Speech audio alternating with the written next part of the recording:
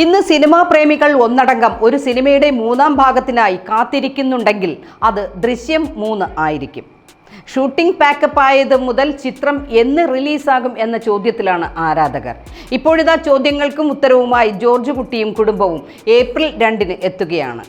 അപ്പോൾ ഇത്തവണത്തെ വേനലവധി ജോർജ് കുട്ടിയോടൊപ്പം മലയാളികൾ ആഘോഷമാക്കുമെന്ന് ഉറപ്പാണ്.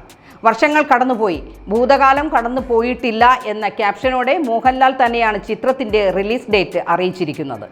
ഒരു TV, മൺവെട്ടി, വെള്ളത്തിൽ നിന്നും പൊങ്ങി വരുന്ന കാർ, ഒരു keypad mobile phone, bag, CCTV camera ഇവയൊക്കെയാണ് ലാലേട്ടൻ പങ്കുവച്ചിരിക്കുന്ന വീഡിയോയിലുള്ളത്.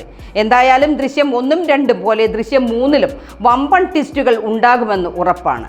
എത്ര വർഷം കടന്നുപോയാലും ഭൂതകാലത്തിൽ നടന്നത് മാറില്ല എന്നത് തന്നെയാണ് ലാലേട്ടൻ നൽകിയിരിക്കുന്ന ക്യാപ്ഷനിലൂടെ മനസ്സിലാക്കാൻ സാധിക്കുന്നത്. അതേസമയം പ്രീ ബിസിനസ് ഡീലിലൂടെ മലയാളത്തിൽ ഏറ്റവും വലിയ പണം വാരി ചിത്രമെന്ന റെക്കോർഡും ദൃശ്യം 3 സ്വന്തമാക്കി കഴിഞ്ഞു. 350 കോടി ക്ലബിലാണ് ചിത്രം ഇതിനോടകം തന്നെ ഇടം നേടിയിരിക്കുന്നത്. എന്തായാലും 4ാം ക്ലാസ്സുകാരൻ്റെ പോരാട്ടം കാണാൻ ഇനി മാസങ്ങൾ മാത്രം ബാക്കി.